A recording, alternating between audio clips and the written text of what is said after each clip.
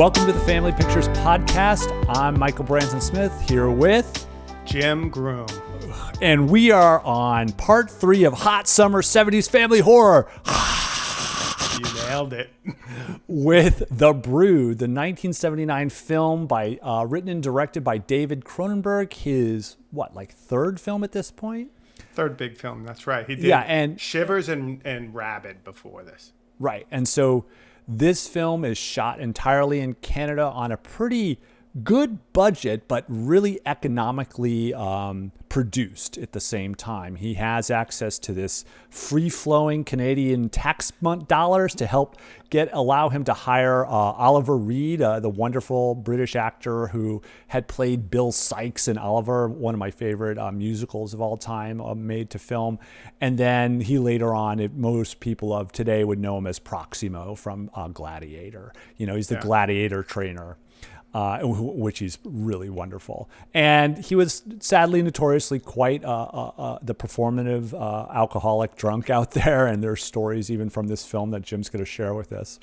And also it allowed him to hire Samantha Eggar, who was, she had been in some films, but I think she's more known as a TV star in the United States.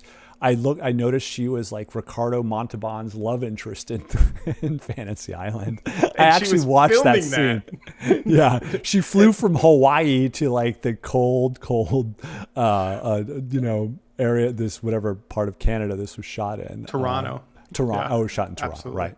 Yeah. So, I mean, she had quite the life, and she was there. I saw this in your notes on the production, which you're going to go into more detail. She was there for 4 days. She was like in and out. Right? Yeah. It's amazing to think she did all her parts in 4 days. So yeah, absolutely. And so The Brood is this story of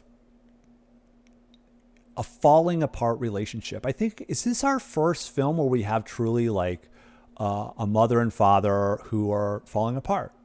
I think it is. And this is number 30, people, by the way. We're on our 30th film, and we finally hit the big D word. That is right, divorce. And though the word divorce is not actually really ever spoken of, the character Frank and his wife Nola are separated. We don't know if they're divorced, but she's in therapy right now. That's what we kind of learn. She's in therapy. And Frank and they have their daughter, Candy, who's 5. And they're kind of struggling with taking care of her. But that is sounding like this is like Kramer versus Kramer, which this film is not. No, it's Cronenberg's answer to Kramer versus Kramer. Exactly. So as we've he heard. Says. Yeah. And this is very much a kind of odd movie right from the start. But I want you to get us deeper into the background of this film. What did you find out about the making of this film, besides it being to a response? And I'll talk about like Cronenberg's personal connection to it, but there were a lot of fun things that you discovered about this film. Yeah, so there's a great documentary out there if you're a fan of The Brood that I recommend. I actually found it, so I have the Blu-ray Criterion version of this one, and it has some really good pieces on it. It has this Birth Pains documentary. It has another kind of little interview with Art Hindle, who you're seeing right above me, and Candace, who you're seeing to the right, basically talking about their roles with the executive chief of Fangoria. And then it has a great Merv Griffin with Oliver Reed talking with, of all people, Orson Welles about acting. Oh, that sounds amazing. It's amazing. You have to watch it. Like, it's super wow. good. So those are two drunkards just like waxing poetic about how things in life and like, film and industry are supposed to work. Orson Welles is like, did you get paid for that movie we did in Greece? It's like, what? It is so weird. It's great. So that movie, Birth Pains, it's another good example. It looks like a lot of the Wikipedia article of people who wrote that up must have been referencing a lot of what's in here. It's great. There's so much information. I won't go into it all. But you brought up something that I thought was super interesting is, an interesting piece of, any movie you start looking into once you go beyond just the film is the materiality of it, like how it gets work, what people did, were there kind of, would you say, issues on the set between people, Oh yeah, personalities, for all sure. that. But this one is interesting because there's this, in 76, I think 77, there was this move for the Canadians to say, you know what, we're going to kind of push our own film industry and we're going to catch up with the Americans or try to. And so we're going to create this tax shelter for rich people. And so to your point, which is so interesting because this is unique to us, maybe apart from Jaws, but even Jaws, they didn't want to spend that much money as they did. The whole idea was, the executive producer, Pierre David, was like, money was not an issue. Like, we had money, and none of our investors wanted a return.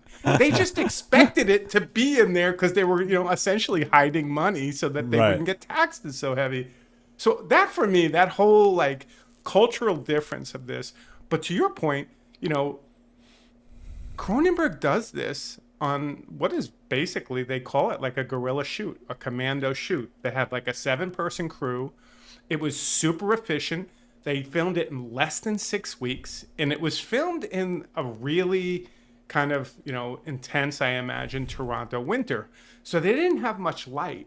So a lot of what was been talking about is, how they were able to fake daylight during the night so they can actually create some of that. And yeah, I've never heard of that because I've heard so much, and I always remember like Westerns that do the day for night thing, like where there's like, a posse chasing a bunch of bank robbers. And it's clearly daylight out, but they put this blue filter over it. But I'd never heard of the opposite, which is really, definitely interesting. Yeah, it is. And I was wondering how they did it, but he didn't go into any details, the cinematographer, on that. But it was fun because you already mentioned it. Oliver Reed, like in terms of some of the backstory, and you kind of hear about Oliver Reed and his antics. Yeah. And so I'll tell you just one story, and maybe others will come up.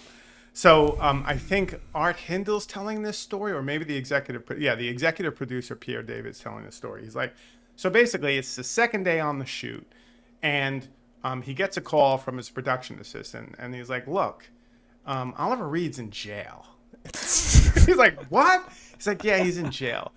He's like, what happened? And so he's like, well, he lost a bet in the bar, or won a bet. It was unclear, so he had to walk from the bar to his hotel in freezing Toronto night weather, naked. God.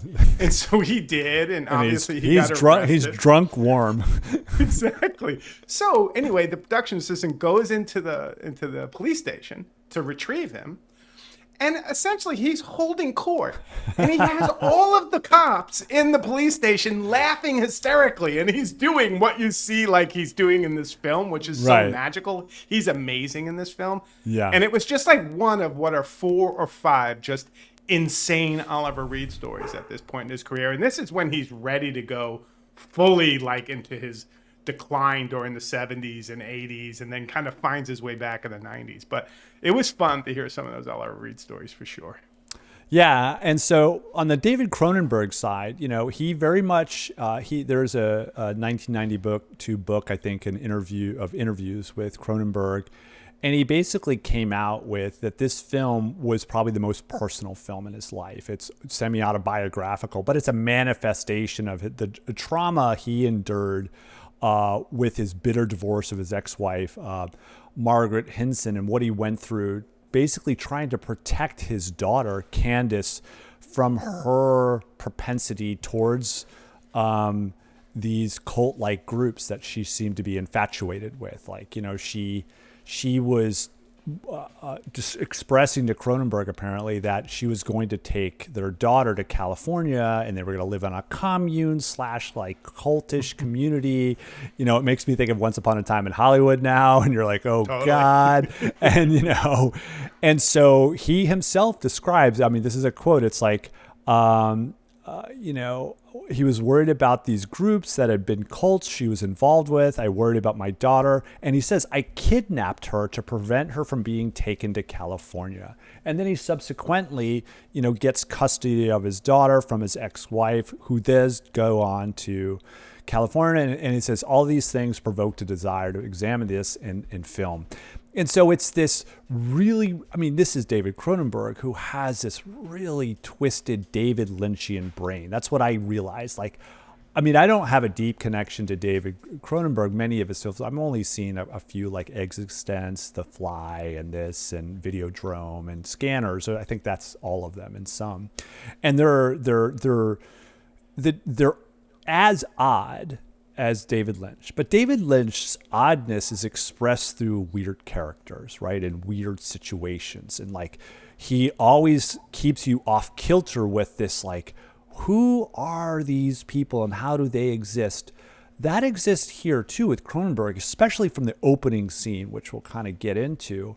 But Cronenberg's oddness is manifested into supernatural, right? And these body horror elements. And instead of really, really quirky characters, because the people effectively in these films, other than the brood babies, which we'll get into, are all kind of normal, if you will. Like, you know, Nola's going through it with her trauma, as, you know, which we understand she's endured. But I like this, that from the moment, so the film opens with what at first it appears like it's a play, right? It's this man who we have, Dr. Raglan. We don't know he's a doctor. He's the father of this character who's Michael, who's expressing all of the dysfunction he went through with his relationship with his father, and he's berating him. Dr. Raglan is like going after him, and it's like, go through it. And there's an audience there. Suddenly you're like, wait, what's going on here? And then suddenly Michael reveals this big flourish, tears off his shirt, and he suddenly has sores all over him. And this is the beginning of our understanding of what we were to learn later on are psychoplasmics, right? And this is David Cronenberg's interest in science / pseudoscience and creating a space in which he gets to toy with how the world works rather than, and he tries to make it not I say supernatural, but he tries to kind of buoy it. He plants it in a space that people are supposed to believe like this could happen. And Mark Irwin, who's the cinematographer on this film, said, you know what, he's part filmmaker and part scientist. And I think a lot of the clinical nature of Cronenberg's films, people have talked about the body horror, but, you know, even with certain characters in this film, like Hogarth with that weird the lymphoma, cancerous growth, yeah, and you see it at the bottom of his neck, which when I saw this as a kid freaked me out. Yeah, but like all of these, and then the Scanners when you have the head blowing up, which Tarantino's like, that's directly from The Fury. But the fact is Cronenberg does it better, and he does it like with this clinical approach. Yeah. And that's one of the things that's for me most memorable about this film, that opening scene that you described when Michael essentially is getting therapy and he's like, Daddy. And then you, from the beginning, you see freaking Oliver Reed on fire. Yeah. He's so... I don't know if you should be called Michael. Yeah. You might be called Michelle. Yeah, it's like... You're my little girl. He goes, you are not looking at me. You're not looking into my eyes. This is weak. Only weak people... Oh, my God. Oh, he's ruthless. He's ruthless. Amazing. And I mean, this becomes like a general topic, this pseudo-psychology, mommy, daddy, psychoanalysis, which I want to talk about. But we should get into like the fact that we learn very quickly that this is where Frank's wife is. She's in this institute, which is named Soma Free. Yeah, you have a whole thing about that. Let's talk about Soma. If people like, I was a big science fiction fan, and Soma was the narcotic of A Brave New World. It was like the, state distributed drug to pacify crowds. Like literally, if there was unrest going on in a train station, they would like be able to like pipe it into the ducts of the room, and then suddenly everybody would go, ah. Ooh. And so you would never feel anything. You would never be disturbed. You would never endure pain. And so Soma Free obviously suggests a place where there's no chemical escape from pain, no avoiding, no numbing. You have to go through it. And this becomes an important kind of tool of Dr. Ragman's psychoplasmics is like, to get to this physical manifestation of your trauma, you have to go all the way through that process. Yeah, and I think that's really well said. And I really I always get caught up on specifics in these films. And the specifics I got caught up on for this one is the actual therapy space where they had those diagonal wood and his orange carpeted office in that kind of 70s. It's super 70s. I loved it. And I was immediately, and this is one of the ways I think Cronenberg on a lower budget, not super low budget, bigger budget than we've seen other than Jaws so far for these films, but he's really doing it. You think that this is a real office space and these are real things, but you mentioned it too. But there's a scene where Oliver Reed comes out in probably the best outfit in the movie. He has so many good outfits, so many. But he's in this burgundy robe, right? Oh my God, the burgundy robe. He's got the towel around his neck. You know what I mean? And he's dealing with, Frank. Really, no questions about. I am in the weirdest low-cut robe you've ever seen, but I have no problem. His junk is hanging out right in front of him, practically. You expect, Frank, could you cut it? Frank going, could you cover that up down there? Come on. Exactly. It's is he a psychoanalyst or is he a freaking, streaker slash, what do you call? Well, he is a streaker. He's just coming out of the bar. That's right. He's truly a streaker. But the Oliver Reed. Back to Oliver Reed, and I can't help it, is so people would see he would get freaking bombed the night before, but he'd show up early morning, cup of coffee, nailed all his lines, was a consummate professional, actually knew Samantha Eggers from England. They had been in another film together and they grew up in the same town. So there was that interesting piece. He was, a complete mess at night, but he was a complete professional during the day. And Eggers talks about that as part of his alcoholism, his ability to divide his life into very specific, my work and my drinking time. Right. And there are some stories around that for this because he didn't want to go past 5 o'clock. And when he did, you could see him getting anxious, I guess. Anxious or going through DTs or whatever it is. Probably. Yeah, so Frank confronts. So we realize Frank's at the audience, and we also realize that his wife Nola is at this institute getting therapy, and we're like, what the fuck therapy is going on? And we soon see the sessions between Raglan and Nola, but in Frank's mind is that his daughter, we've learned earlier, he had given his daughter a bath, or no, maybe this is a second scene. Either way, what's important is he discovers that his daughter has been beaten, and after a trip to that's the bath scene. You're right. To visit Candace, and he confronts Raglan. It's Nola is beating my daughter. She is not coming back. I don't care. And Raglan's this is so 70s. It's well, you cannot interrupt Nola's therapy. It's in a very important moment, so you must continue to bring candy. It's are you fucking kidding me? My daughter is literally coming home with bruises and scratches on her back. I'm not sending her. And so this is the beginning of this understanding of there's something wrong with Candace or this therapy situation, which is manifesting in actual violence on the daughter.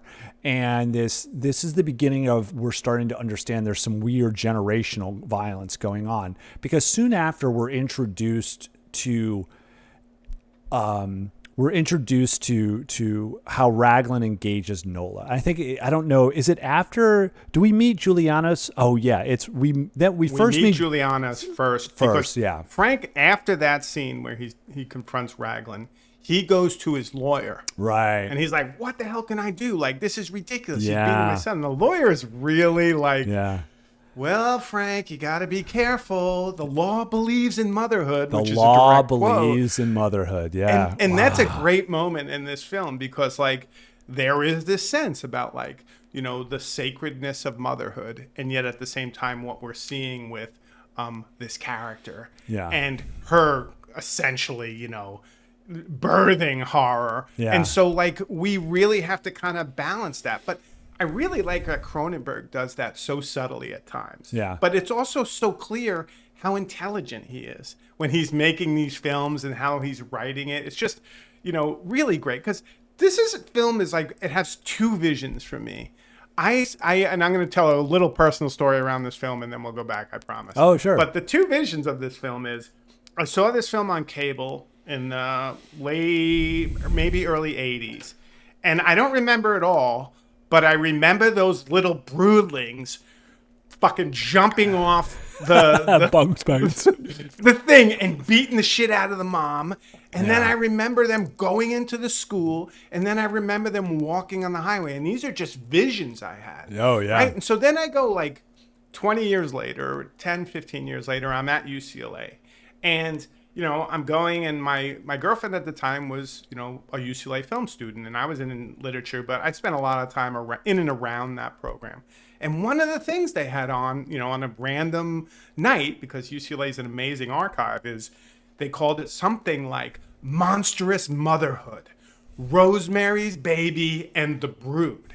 And I was thinking to myself, like, oh shit. I can see that. They watch movies like I saw on cable when I was a kid, and I thought was weird, in a university, and like they actually talk about them. And it was just a moment for me. Like, this moment is another one of those opening moments, like, oh shit, that, horror that maybe no one took seriously is now, academic fodder for thinking about motherhood, divorce, psychoanalysts, all the things that, we'll probably get into. But that really kind of blew my mind. And this is in the early 90s at UCLA. Yeah, and the thing about, Nola, it makes me also think about how directors treated Jaws or The Alien. She's hidden. We don't see Nola until a good third of the way through this film. She's spoken of as like she's this person in treatment. She's getting cared for, which brings us to Juliana, her mother. So Frank, he has a job. We learn he's like an architect, or he's a contractor or something, management of construction manager. Like restoration projects, right? And he drops his daughter Candy off with his mother-in-law, but Juliana is off from the jump. We see her basically she's day drinking. She's got like a scotch, and she is plowing right through it. And like, let me get another refill for that. Would you like one too? Yeah. And so, and he leaves her. And then, there's like, we're going to look at all the photos now. And the idea is that there's this moment where quickly she's just talking to a girl. This is Cindy. She's a 5-year-old. And she's talking, or is this to Frank? She's talking about basically being, it is to Frank. It's like being blamed for everything. I'm reading this quote: to have the past distorted so you don't even recognize yourself anymore. Your child's version of the past, that is. And so she's talking about how she knows her daughter has framed her as the enemy. And she's trying to say, it's not my fault. That's my daughter's version of who I was. I'm not a bad woman. I'm not a bad guy here. And so we are led to believe right away that there's something bad. And she shows this photo at the same time to Cindy. Candy pulls out, this is my favorite photo. It's looking at the photos, right? Yeah. While they're talking about that. And she says it's her favorite, which is so odd. It's like, it's a girl, which probably is Candy, but it's supposed to be, Nola as a girl, and it's Juliana, a very young mother, and they're in the hospital. And she says, oh, Candy was in the hospital all the time because she kept getting sick. She would wake up with all these sores. So there's this allusion to psychosomatics or psychoplasmics from the beginning. Or her being beaten. That's what I thought. And actually. the mother or their mother not dealing with the fact that maybe she was beating her. Yeah, so, and the classic, like, she's falling down. And so this idea of, this is the beginning of the idea of quote unquote generational trauma. Trauma begets trauma. And you say it well in that, like, Nola is a figure out there, like the shark, right? Yeah. And the mother is setting it up for you, and you're starting to see all these horrific things, like as a parent, when they say, the way they see you, the way they'll tell stories about, like, you already feel that, like, Yeah. it's real. And the horror of this film, there's obviously some of the gore and gruesome, but the horror of this film is that generational tension and generational angst, and what kind of forms it takes. So yeah, I love the way in which that film, and 11, 12-year-old me didn't get that. My 11, 12-year-old me saw these little monsters and was like, those are crazy. Yeah, these little baby monsters, little dwarf midget monsters, in their snowsuits and pajamas, their full body pajamas. I think the snowsuits is the greatest prop in that whole movie. It's the great. way in which they just fit in with the kids. It's just amazing. And so, meanwhile, while Candy is with Juliana, her grandmother, we get to finally meet Nola. And Nola comes to frame with Raglan, and Raglan is doing his therapy with Nola, and this is a part of this. What he does, his psychoanalysis involves him role-playing people in her, both mostly familial people in her life. So in this case, she's role-playing her mother. She's role-playing Candy. All right. So Raglan is Candy talking to Nola as Candy. And she's saying, "Did you hurt me, Mama?" And she's like, "What? Mothers don't hurt their children." And it's like, but I was bruised, Mommy. I was bruised. Well, sometimes they do. They're bad mommies. They're fucked up mommies. And you're like, holy shit, Nola's fucked up. And so we're like, oh no. But at the same time, we know that this is Juliana that's manifesting this in her. Juliana clearly has beaten Nola when she was a child, and she's revisiting this through Raglan's pushing of her. And forcing her to relive this trauma. Yeah, and that's when ultimately we get our first kill scene, if you will. Yeah. Our first moment of, Juliana, between going back and forth in the kitchen to fill up her glass of whatever hard liquor she's drinking. It's a brown liquor, so I would say it's a bourbon or a scotch, most likely. There you go. It's too early for a cognac. Not too early for a cognac. She's keeping it real. Yeah, she is. There's a funny cognac story with Oliver Reed too. There's so many stories, but I'll stick to the point. Yeah.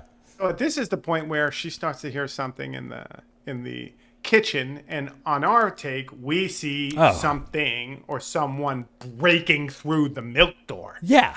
Yeah. It's like, and we're insane. Like, number one, what the fuck's up with a milk door and orange juice store in like the 70s? I thought that was like 50s shit where people were still delivering milk. We still had them in the 70s in New York. Really? That's store. wow. Yeah, I guess in Toronto too. Yeah, I was like, what is that? But it extends. Like suddenly there's something breaking through the kitchen. It's like the kitchen's being trashed. It's being demolished from the outside in. Yeah, and whatever this thing is going through the counters and pushing everything off, and then she can't ignore it. Yeah. So she has to walk in. And so she walks into the kitchen and she's looking around, and you follow, and this is the first real tense moment in the movie. And, she can't see it anywhere. But then all of a sudden you get this recognition as she looks up, and this thing, this broodling, this horrific little changeling of a baby. But we don't really catch it. You have to really freeze frame it to really see it, because it's like on top of the refrigerator. You don't get a They always are. Yeah, you don't get a full view of the broodling yet, the rage baby. It's but you do see it, its arms and from the back of its head and its snowsuit. It's in a snowsuit, beating her to death with a meat cleaver hammer that the broodlings found in the kitchen. You see them take the meat cleaver. And Mark Irwin, I think that's his name. It's a meat tenderizer. Sorry, it's not a meat cleaver. It's a tenderizer. A meat cleaver would be even more. He tenderizes the meat on her face without question. Yeah.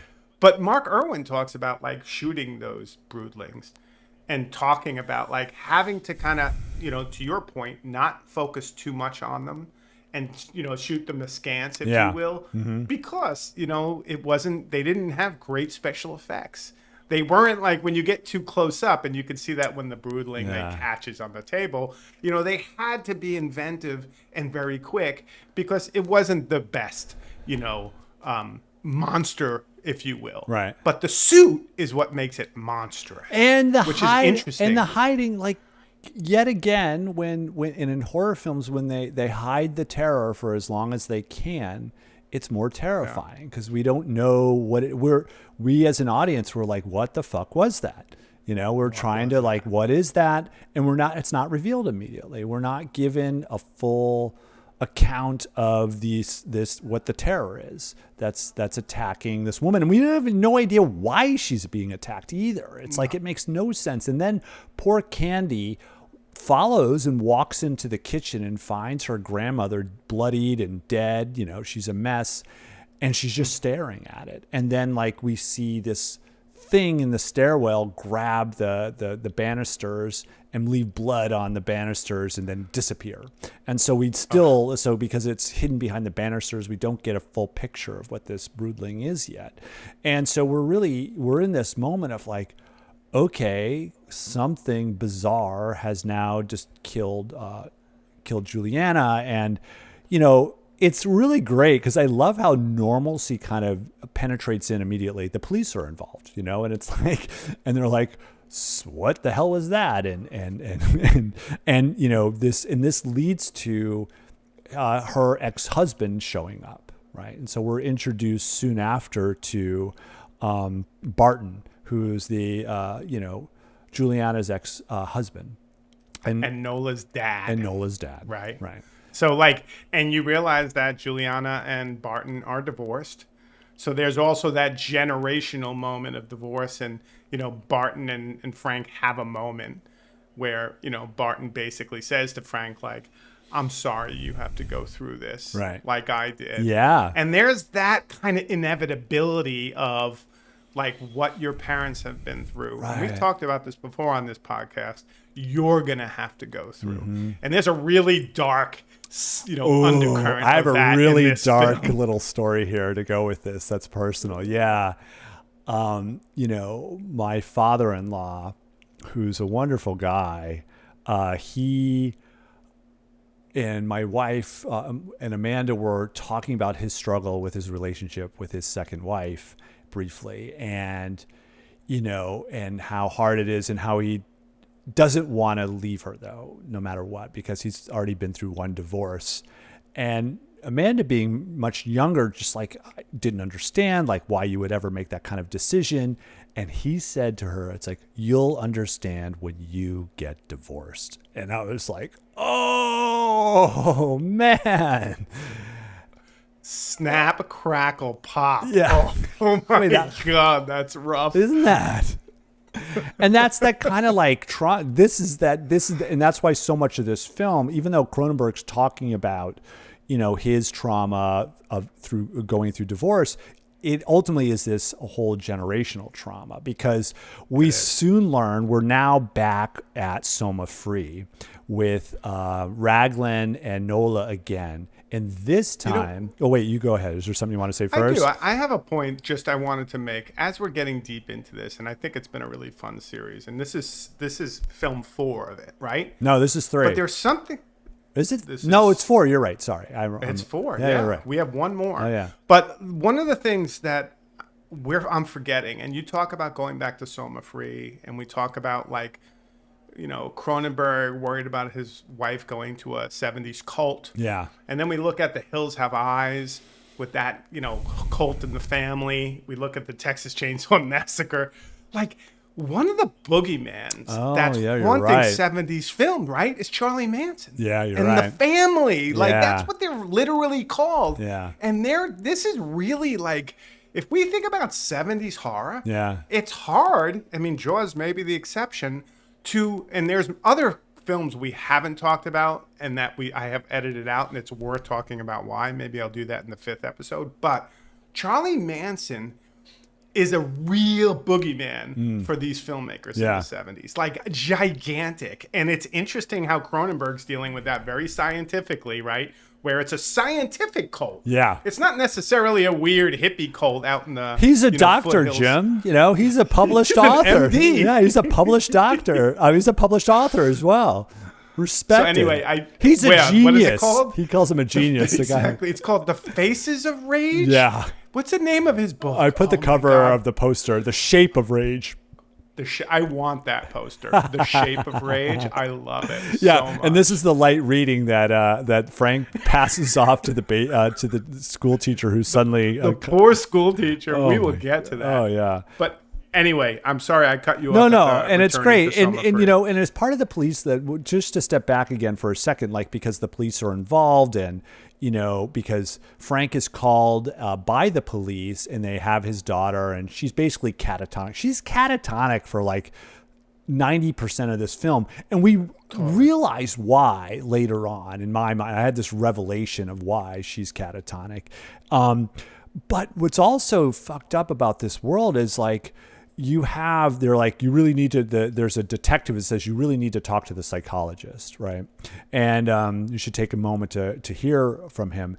And this is a time where men are in all positions of authority. And it's adult psychology, even though they're talking about a child, and there's probably some connection to what this person's saying, but at the same time, there's no compassion for her as a child, like in seeing like, how do we keep her safe? Though I love how they keep her safe. Like they put her in the police break room where she's hanging out and she's got a face full of chocolate. Oh, that's the best. And almost like, looking at the TV. Yeah, it's like she's watching The Price is Right or something like that, No, it's totally right. And it's a weird world, that exists where men are kind of in charge and telling us how to take care of children. There's no good mothers in this picture, which is really sad if you think it. There's no positive female characters, even if at all. Well, I think you could say that. Except for Miss Mayer. You're right. Miss Mayer is the exception. You're right. She's the exception. Yeah. But there's no good examples of relationships. No, that's true.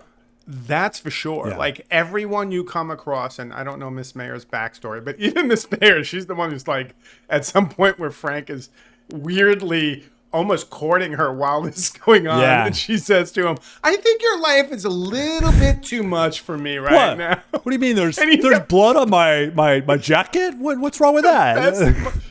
And there is no humor in this movie, like by and large, but there is. That cracked me up too. Yeah, I agree. That was awesome. Yeah, and so what's going on now is like, so we're back at Soma, and Nola's dad's in the picture right now, trying to be helpful, and helpful is air quoted for those in the audio only podcast, and so correspondingly we have Nola back in a therapy session with Raglan, and this is where Raglan begins to role play as her father, and first as Frank, maybe as Frank, and she starts to talk about like, I'm just trying to protect I'm protecting. That's right. I'm protecting our daughter because that's what I need to do. And then he switches right into being her father. And he says, Frank's just protecting your daughter like I did. And this is where Raglan doesn't realize it, but he's really fucked up because he basically thinks he kisses her. Yeah. He kisses her like, I'm going to protect you. And then she turns on him because I think in my reading of it, this is where Raglan all along thinks he's actually protecting and healing Nola, when in fact he's traumatizing her just as much. And he so gets this wrong because Nola starts barking back at her. It's like, you didn't protect me. You just sat there while mommy hit me. You should have hit her. You should have stopped her. You should have protected me. And this leads to the next moment. So now we realize that, well, maybe Barton's not so healthy a human being because poor Barton bombed. Yeah, Barton makes the mistake of going back to his ex-wife home, which presumably was their home that they shared when they were still married. And he gets totally wasted and he drunk dials Frank. It's like, Frank, you got to get here. I need you now. We got to go to Silmer Free. They wouldn't let me see my daughter. I'm her dad. And he's like, oh, fucking hell. And meanwhile, he's trying to have this nice moment of a dinner with Ms. Mayer, who got herself invited over by basically Candy. It's like, can we have my teacher over for dinner? And it's like, well, that's up to her. And so she had joined, and they're kind of flirting. And it's actually the only kind of nice interaction between a man and a woman in this entire, it's all actually the only nice interaction in the entire film, period, between two people. Maybe, yeah. It's true. And you're like, oh, these two have a shot. I'm hopeful for them, right? But she overhears the conversation and recognizes she's about to be drafted into being a babysitter, and so Frank jets off to go get Barton under control, because he realizes she's drunk, and he feels like he'll just be able to diffuse the situation and they won't be going to Soma that night, because that's obviously a bad idea. But meanwhile, poor drunk Barton goes upstairs, and feeling guilty about his life, his daughter's a mess, his ex-wife is dead, we suddenly realize he knows it's his fault too, right? This is the connection. Yeah. He's not such a good guy. Yeah, and the green, like you said, that green cover, is amazing with those things coming out, those plush. Oh, it's beautiful. Yeah, but he's obviously the brood number 2. Yeah, climbs out from under the bed, and I really love the weapons in this movie. like the kill weapons. It's all blunt instruments. Exactly, it's right. It's all physical, and I love that it's a blunt instrument, kind of like Raglan's freaking therapy. And so he gets these two like glass, heavy duty balls, see-through balls, and then starts beating the shit out of Bart. You have no balls. I'm gonna beat you with these balls. Exactly, you ballless, and beats him. At this point, Frank hears something breaking upstairs, probably Barton's drink. Runs up, and one of those little broods wings the ball at Frank's head and ducks, and it goes through the wall. It's like a Nolan Ryan pitch. It's like launched right through the. It's like, he ducks. Like that would have taken his face off. Like little rollerball action. But this is interesting, because this is when these kind of strange broodling babies now move into a different status. They're not just imaginary monsters.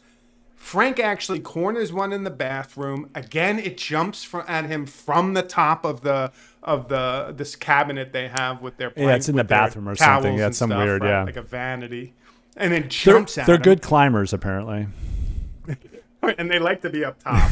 And so jumps on him. Kind of tries to beat him. He pushes it down, and then it just slowly starts to kind of lose its steam, and it's there. And then the next shot is there, or at least Frank is thinking back on it. I think it's a weird thing. Frank is driving, but he's thinking back onto when they went to the Toronto Police Department, and when the medical examiner there was looking at this freaking alien. Well, yeah, because now they start describing. Yeah, because after the first kill, we don't know what it is, but this time they're like, it's so funny. It's the classic. Oh, we're so sorry, we didn't see that little weird brood baby hiding when we searched the house. But the autopsy scene, which is glazed in blue. It's like shot in like black and white, like color monotone, but then it's got a duotone appearance to it, so it's really odd. And I think that's to hide the details of the baby, because he describes them, but you don't really see. Yeah, and it's on the autopsy table, and they're trying to. Yeah, you're probably right. It's trying to hide the dummy that they're using. That doesn't look great. And they're describing like it has no teeth, but it has this weird strong like beak. Irises and no retinas. What the fuck? Yeah, irises and no retinas. And it's like, and the most interesting element of this baby is that it doesn't have a belly button. So it wasn't born, right? Like it literally wasn't. I was like, what? Yeah. It's not born. It's almost like Macbeth, like not born of woman? Like what's going on here? And that's that moment where, you're kind of like, it's both physical. Yeah. Yet at the same time, it's an emanation, right? And I really love the way that Cronenberg is able to make this a real sense of horror, these babies real, Yeah. yet at the same time, obviously emanations of, the kind of, dysfunction. We don't know, that's and we running don't through this know family. yet. Yeah, like, and it's like we're just Or personification. Yeah. They are attacking her abusers so far, and that's important. And in each attack is subsequent to a therapy session where she's speaking of the trauma endured by each parent. And you start to draw. I think by the time the father is killed, Yeah. You start to draw that connection. Yeah. Like, oh, And there's some relationship between these brood babies and her. yeah, and there's also this quote from the autopsy person who says their view of the world is probably very distorted, only seeing things in black and white, and that's in that precursor of they see things as right or wrong, and right now they're raging about the wrongness right there. Yeah, totally. And there's that kind of balance. So now these brood babies are real things, right? But another thing that happens is while Frank is dealing with Barton in the house, Nola, in a kind of moment of kind of reaching back out to Frank, calls the house. Oh no, yeah. Calls Frank's house, and then unassuming babysitter who is put in this place, I'll be back in 20 minutes, I promise, right? Yeah. Putting this situation of minding the catatonic kid in the bedroom, picks up the phone, and Nola immediately says, Is this the school teacher, Mayor? And obviously freaks out. You're trying to ruin my relationship. You're trying to take him away from me. Oh, and she calls her a bitch or something. I can't remember what slur she uses. But yeah, she's instantly nasty to her. And she's like, oh, fuck. I'm so fucked. I am. And so you, as an audience member, are like, oh, so maybe she's the next one to go? I think there's that connection. Yeah. And it's true, right? Yeah. I mean, I think that's our next kill. Right. Our brood kill. Yeah, she becomes there's this, we're skipping across. Frank does seek this this second opinion to try to understand what her wife is going through, and meets this man in an asylum of sorts. We can't a facility, caretaking facility, and this really odd man named Jan. I don't know how much we need to go into him, but he does explicate psychoplasmics, what it does. He's trying to sue Raglan, and for the sake of just exposing him as a fraud. He doesn't think he'll win a lawsuit, but he does have this weird reveal. He has this towel around his neck, and he's wearing this amazing, you first think he's wearing the towel around his neck because he's wearing this awesome tan Adidas sweatsuit, and he's rolling around and talking about what is it, his lymphatic system and how he keeps circulation going just by moving. And he's super odd. And again, this is the kind of oddness that I really appreciate in films like this, and trying to be and he shows him that crazy sarcoma, right? But he's in like an exercise suit, right?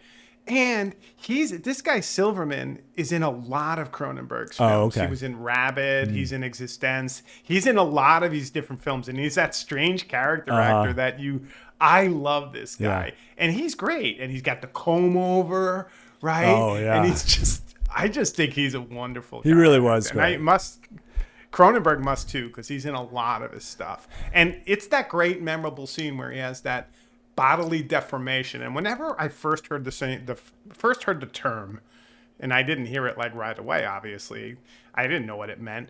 Body horror. Yeah. Right? I was like, that makes sense. Right. So what Cronenberg did with that guy's chin and neck, that's body horror. Now body horror. Now I understand. So he was the easiest kind of, for me, understanding of what body horror meant, and then obviously later on with Nola, but there's this real sense of the emergence of that in the 70s with Cronenberg. And it is the same thing, trying to keep it in the world of science, but it's because psychoplasmics are a real thing. We had the manifestation of the sores on Michael, and now we've seen this sarcoma. And so that's keeping the audience grounded in this is a reality. This happens to people as you go through this trauma. And I think, it's interesting. I want to talk about this for a second here, because this is this idea of, there's twice Dr. Raglan in his sessions talks about this notion of he asks his patients to go all the way through it, go all the way through to the end. And it reminded me of this really sad story of rebirthing therapy, a practice that led to the death of a 10-year-old girl back in the early 2000s, who had been taken. She had been adopted after her parents had lost custody of her due to abuse that she had endured and neglect. But she had, through that trauma, she was going through a form of what is it called? It's detachment.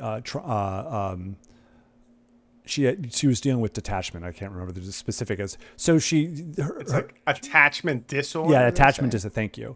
And so she's asked to. She's taken by her new adoptive mother to this 2-week immersion course, but it reminds me of these wayward teen boot camps where they're run by unlicensed therapists, and they're just like, they just need to be told they need to shape up, right? And they need to be put through this physically.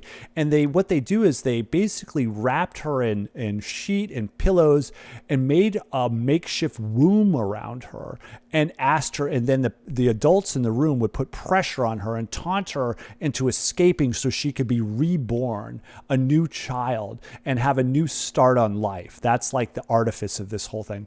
But in reality, what they did is they did this for 70 minutes and suffocated her to death. And so that's what this reminds me of. This idea of what Raglan is doing is he's forcing his patients to endure trauma without any support whatsoever, right? There is no recognition of this is not your fault. Like, that reminds me an antithesis of the Robin Williams scene of it's not your fault. It's not your fault. This trauma is not your fault. Right. Which is that's real therapy, where this is go through the trauma, experiencing it again, which leads to these manifestations, these physical manifestations that kill you, right? That are eating you alive or causing you these sores, and the ultimate one is Nola's, right? We learn she's the queen bee. Yeah, she's the queen bee, and we learn that from Michael, who was the one getting the therapy in the beginning. Right. And one of the things, to your point right there, and I think it's a good one. There's a essay about this. Actually, it's kind of cool. It's part of the insert for the Criterion. So the Criterion has the brood lens as a little poster, but then there's a it's cool, and then they look like Dr. Seuss characters there. Exactly, thing 1 and thing 2. Yeah. So there's a essay on this side called "Separation Trials" by Carrie Rickey, who's a film critic, worked for the Philadelphia Inquirer for 25 years, and she says, to your point, let's not focus so much on the misogyny, because everybody says after this that Cronenberg's misogynist, and people like Robin Wood and other critics were he's just creating these monstrous women. And she's actually, it's the scientists who are creating these monstrous people, and in particular women in this case.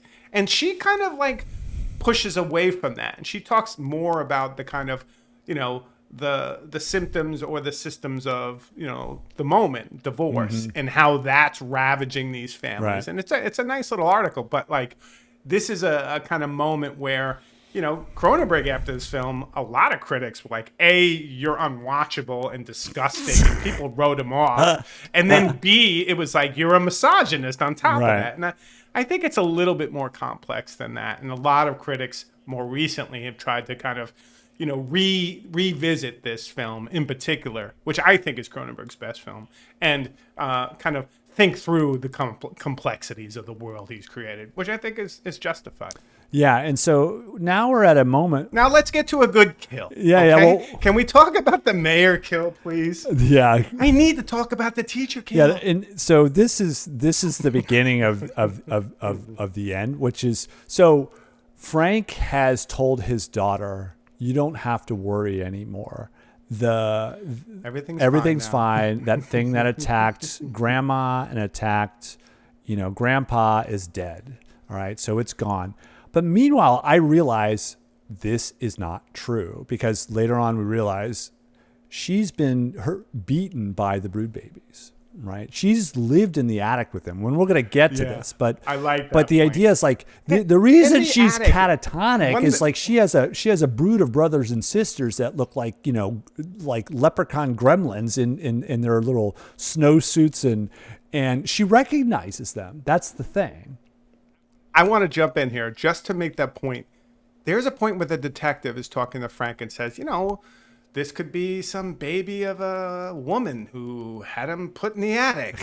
And basically, remember that? Yeah, you're right. And then there's the scene where Nola, for 9 months before she goes into Soma Free, is living in an attic with their daughter. Yeah. And so there's this idea is obviously Nola is that person. Yeah. And the daughter is, the kind of potentially disturbed result of that. So he's doing it. It's so well. It's so subtle. I love these 70s movies for that. Like, they're not spoon feeding you like so many of these. Dude, they're just like layering it in. And I just love it. Okay. And so we've learned that she's quote unquote safe, but back at the classroom, she's going to school with Ms. Mayer, all's hunky dory, until two little snowsuited beings from the back, who were on the tire in the park, swinging on the tire as everyone else is, shuffling into class.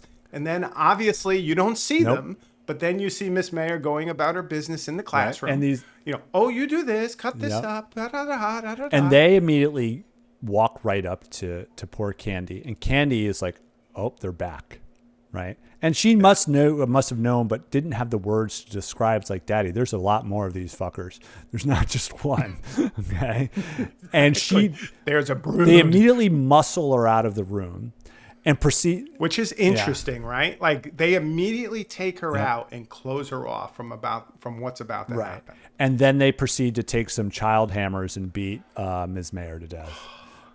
Wooden child hammers. While all the kids are watching. They're very acrobatic. Yes. They're always jumping on top of well, these are a bunch of 7-year-old gymnasts from Toronto, like they got... We will learn. Yeah.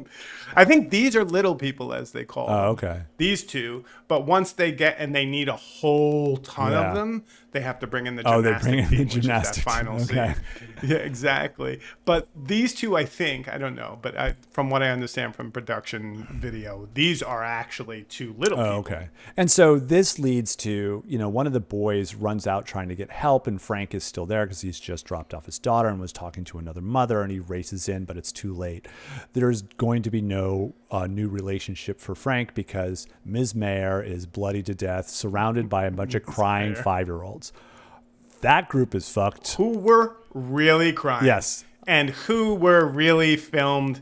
And as Candy, who talks about this scene, says, yeah, these kids, I was trying to cheer them all up because I knew it was happening, but they kind of didn't, and they were kind of, traumatized. Welcome to the 70s again, people, where there is no concern about the children, just for the art. No.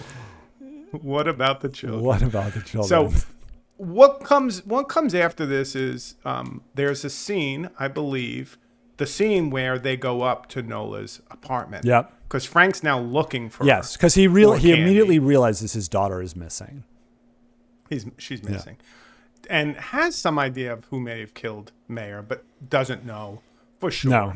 Because he promised Candy the boogeyman was dead, but the boogeyman wasn't dead. No, not at all. And so the scene after they're in Nola's old apartment in the attic is my favorite scene in the movie and the most memorable scene from when I was a kid up through when I saw the film again and watched it subsequent times since, is there's a shot of, a camera sitting at the, at the base, and there's a kind of horizon it's a nice of long a highway. Shot. Yeah.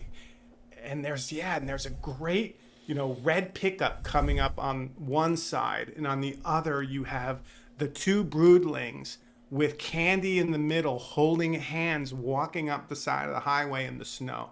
And it's just, and Carrie Rickey talks about this scene and she says it epitomizes the life of a child in a divorced marriage. Oh, Constantly between two people, walking constantly between places.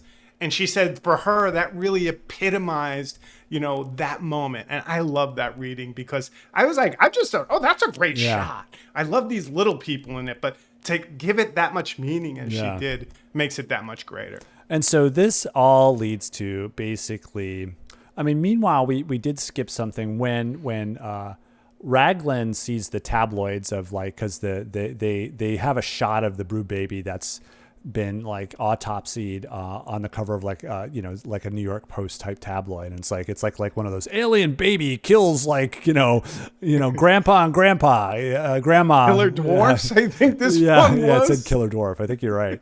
And Raglan sees this and he immediately shuts down Soma Free, right? He kicks everybody out, and poor Michael is cast aside, and he goes for his gun, right? Like Chekhov's gun immediately enters the picture. He like opens his study drawer. We see his gun. And so this comes to bear now because Frank, in his search to figure out where Candy is, returns to Jan, and meanwhile Michael's there. And Michael's the one who reveals that Nola lives and takes care of all of these deranged or troubled children. Right. And so he's like, wait, what? And so he immediately races. He knows this, and this is leading to this comment. Yeah. He's got to confront his wife and figure out what the fuck's going on. He knows his daughter is there with these troubled children. And so as soon as he gets there, who does he run into is Raglan right outside this shack. So it's like this wooden shack. It's like, it is this manifestation of the commune. It's in the woods, it's really remote. There doesn't seem to be much utility around them. It's literally called the woodshed. Yeah. And if you think about that, what happens? Who takes you out to the woodshed? Those that want. You take into the woodshed when you're getting your ass kicked by your parent, get your right? head, get your head cut off if you're a chicken. Exactly. So this is literally the woodshed, and for a kid, that's horrific. Yeah, absolutely. And so he runs into Raglan, and he immediately says, "I've got a gun." And I'm like, oh fuck.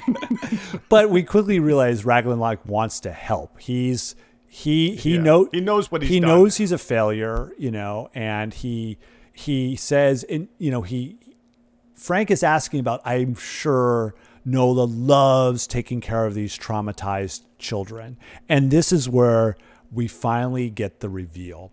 And Raglan says, no, Frank, they're her real children. More exactly, they're children of her rage, her brood. And then we're like, wait, what? And we still don't know what that means exactly. Rage babies? Rage babies literally is now introduced into the lexicon of the film. And the rage babies, I mean, to kind of jump into it, it's like, so he says they are a manifestation of her emotions. And so we're like, oh, okay, that makes sense. So she killed her mom, killed her dad when she was raging at them through the stupid therapy. And we skipped a session where basically Raglan, idiot that he is, role played as Ms. Mayer, as well. Yeah. And says like, fuck you, you're going to ruin my future with my husband. So rage babies go kill Ms. Mayer. And so we understand now that the rage babies are manifestations of her trauma. Like she targets all the people she blames, her mother, her father, and her rival for affection, Ms. Mayer. And so but Raglan says like, well, the way this works is if you keep her calm, I can go upstairs and rescue your daughter from the brood. And we don't even still know yet what the brood truly means. And so he's like, I don't trust you, but I guess I have no choice. You also have the gun. So I'm going to go in and play nice with my wife. And so for the first time in the entire film, we finally have a reunion between estranged husband and wife. Yeah. And it's interesting. So as Oliver Reed goes up, Frank goes in to visit her. And this is kind of interesting. So he's kind of like, I kind of want to get back to you. Not convincing at all. maybe we get back together. And she's like, really, Frank? I don't believe you, Frank. And he's like, no, let me in, Nola. I want to be part of your life now. She's like, I have a new life with new people who understand the new me, right? Kind of like some element of that. And he's like, Nola, let me in. Let me be part of it. And she's like, do you want to? And he's like, yes, Are you ready for me, Frank? Are you really? And so, at this point, one of the famous images from this film, she opens up her shirt and you see these growths off of her body, and one of which is a almost fully formed baby that's coming externally. It's an external womb. From one of these. Oh, it's crazy. And so she's like, are you ready for this, Frank? And she bites the, if I'm right here, she bites the actual membrane. Amniotic sac or the membrane and starts licking the baby's blood. This is truly disgusting. Like, this is like, you're like, this is what got Cronenberg all the like, I can't handle you, man. This is a lot. No. Yeah. What are you doing, man? You're a psycho. Yeah. And he is. She's licking. She's got blood all over her mouth. Eggers is so and he's game. Like, she's amazing. And she's amazing in this. Yeah. I mean, she's absolutely stunning. And she didn't know what she was in for, I think. That's what people said. And then afterwards, she's like, all these people come to me when I go to these, things. And they're like, you were so great in The Brood. And she's like, what? The Brood? What a weird movie to like. So anyway, she's doing this. And Frank can't hide his disgust and his horror. And so she sees it. She's like, you don't know me, love me, or whatever. No, I disgust upstairs, let's cut to... Exactly. Meanwhile, upstairs, Dr. Raglan... Meanwhile. Dr. Raglan is making his way through these layers of bunk beds and these pajamaed brood babies. And there's like a dozen of them. And they're all in pastel blue or yellow or green. And they're in those full pajamas, like snowsuits to the pajamas, which is so brilliant. The footed pajama babies that have hoods. These ones have hoods, and so they're kind of like a mixture. They're like little gnomes almost, and because they're all in the same outfit. They're meant to be this like manifestation of like being normal, innocent, right? And that's like the thing about the snowsuits and the pajamas. It's like, but it ultimately makes them so much more creepy, right?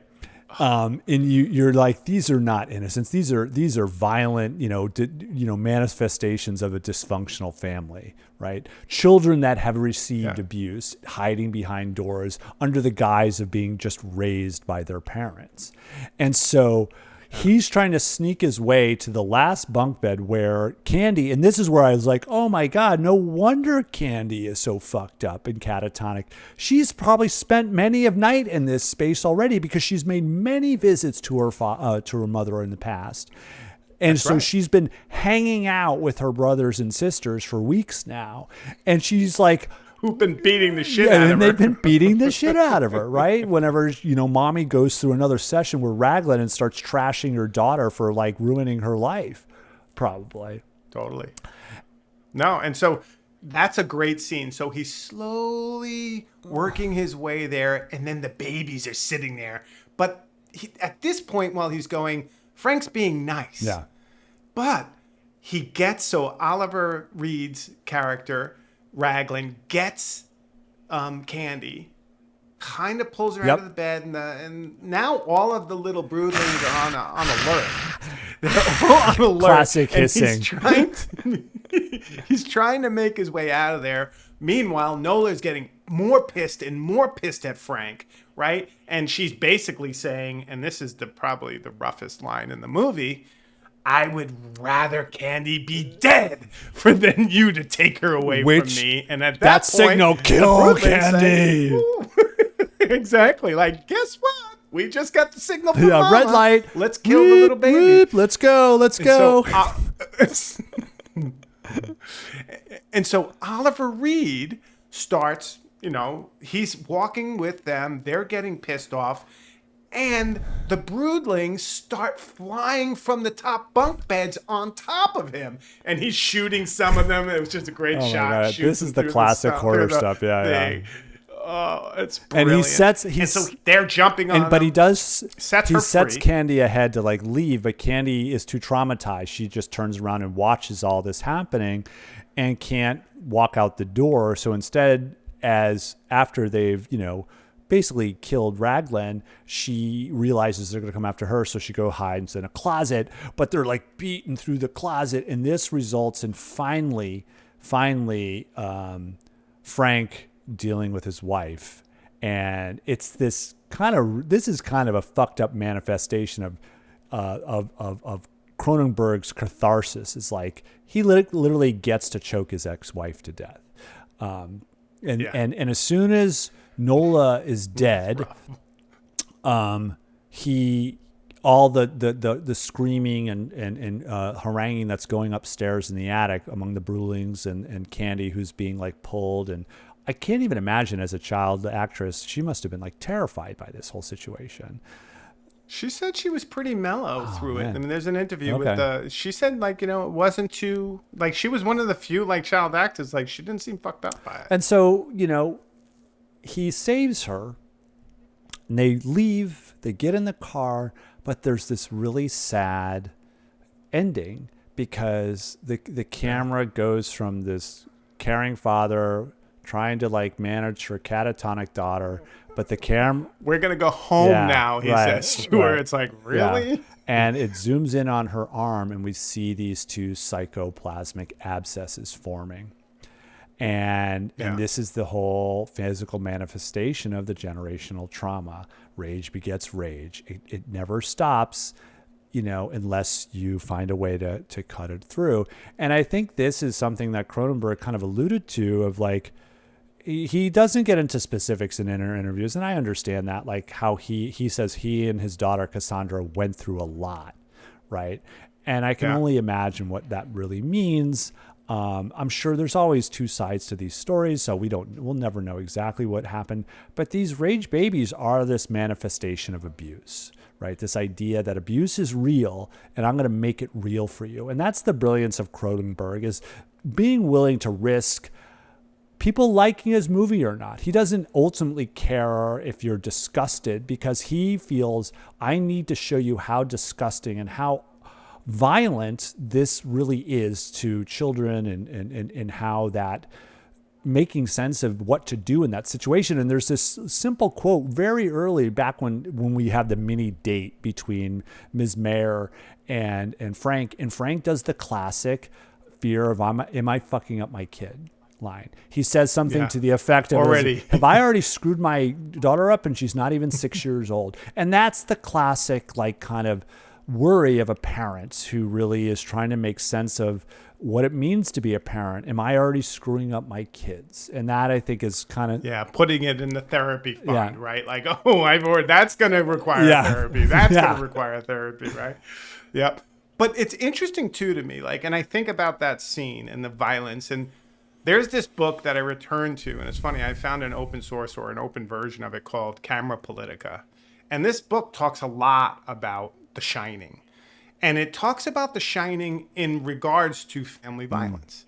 And it talks about, and there's a cover of Newsweek it pulls out where it says the hidden horror, family violence. And that's a Newsweek or Time magazine article.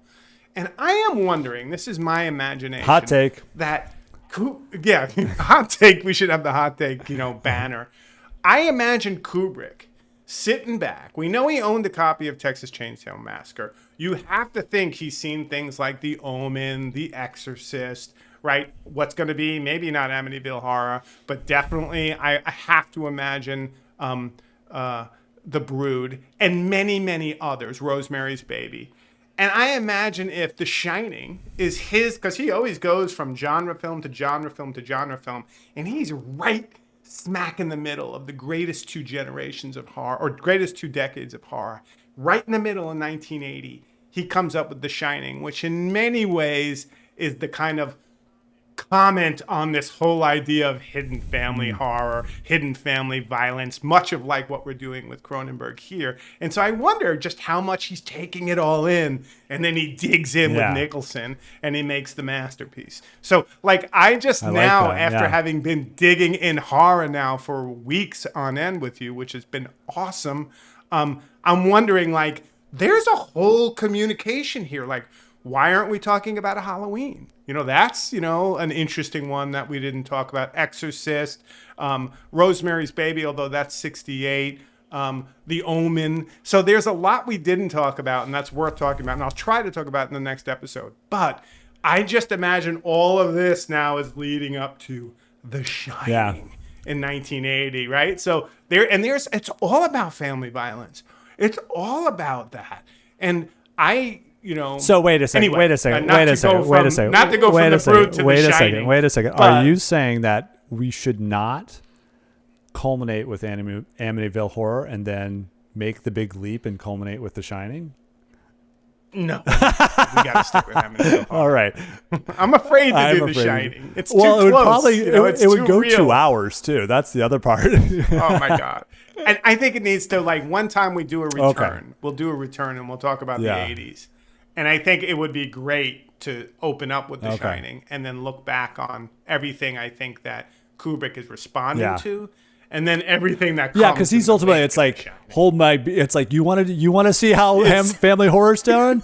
Hold my beer. Exactly. I have an idea, right? And King's gonna hate it, but trust me, everyone and their mother's gonna love it. So I know, but it just makes me think like, where is he in all this? Because obviously that's the big horror movie. Well, right? that'll be fun. And for me, when the we greatest. get there, we'll because we haven't done the research. Maybe there is some of that in his interviews and writing about the making. He doesn't do any interviews. Oh, you're right, asshole. But there's a great documentary, so that his daughter made. Or no, was it his wife? It's his wife or his daughter, but they made a great documentary. I think it's his daughter, but about he had his own Hearts of Darkness made. Exactly about that one, and it's super good. Anyway, I'm getting off the Brood because frankly, Cronenberg deserves all the love and more for this. This is his first breakout movie, and one of the great little tidbits from production that I learned is Roger Corman buys it. And New World Pictures is gonna release it, and so Joe Dante is watching it, and he's the one responsible for cutting the American trailer. And in the same place, and this is what Pierre David, the executive producer, said as he sold it to them, you got Corman, you got Joe Dante cutting the trailer, and you got John Carpenter running around the office doing whatever. And so this is when they're first getting their first taste. Maybe not their first, but their first, like, oh my God, look at this film by Cronenberg. Here's a new horror master entering into the kind of, sphere that they've already been in, right? By this time, Cronenberg made Halloween. Carpenter. Carpenter made Halloween, and he was like, that blew doors on everything. He made that for $300,000. I didn't mention that the last time, and I think it made X times millions of that. So, like, it's interesting to think, like, here's now a little, like, group of this new horror movement, right? You got Romero, you got Carpenter, you got Joe Dante, you got Wes Craven. Now you have Cronenberg. And then, you can't really consider Kubrick as part of it because he'll do it and they'll move on. Like, he's not going to identify with those he's low more bumps. like, he's with Coppola and Spielberg and like Scorsese. They're a different category, But maybe it also suggests that at that point that Kubrick takes it on, horror has arrived. Right. Yeah. In a way that maybe it hadn't. No, I mean he elevates it to high art but popular cinema. The similarly with Jaws. Ultimately, it's not because Jaws is very much not in my mind much of a horror film. It's an adventure film, and it's a shark is a monster. It's a monster movie more than a horror film to me, but it's not barely a monster because it's just a shark doing what sharks do, which is try to eat.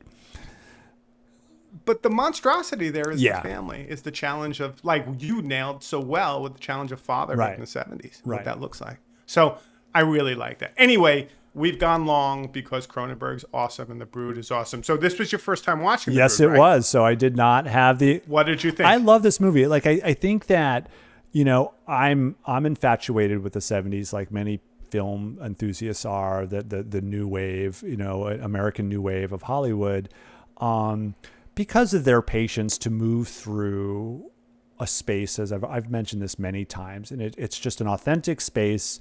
They don't pander to you. It allows you to just navigate your own way as an audience member of like, what is going on? What does this mean?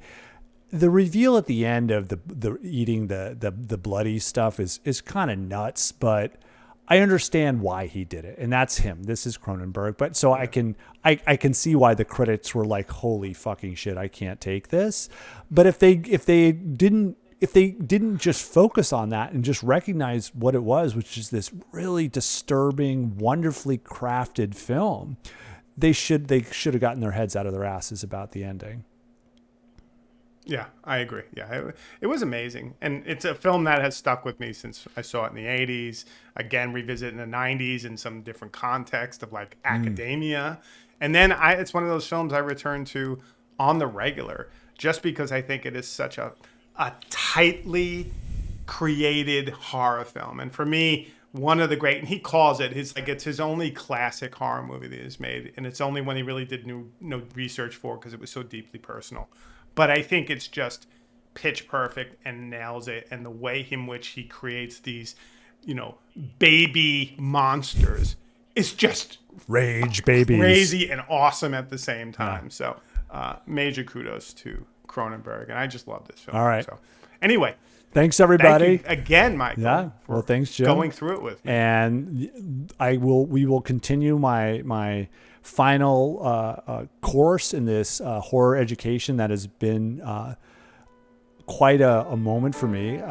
Other than Jaws, these are all films I had not seen before, and they get better and better, honestly. They really, really do. And so looking forward to our next one, which we will see. You will be seeing us in a week. So thanks, everybody. Bye-bye. Bye-bye.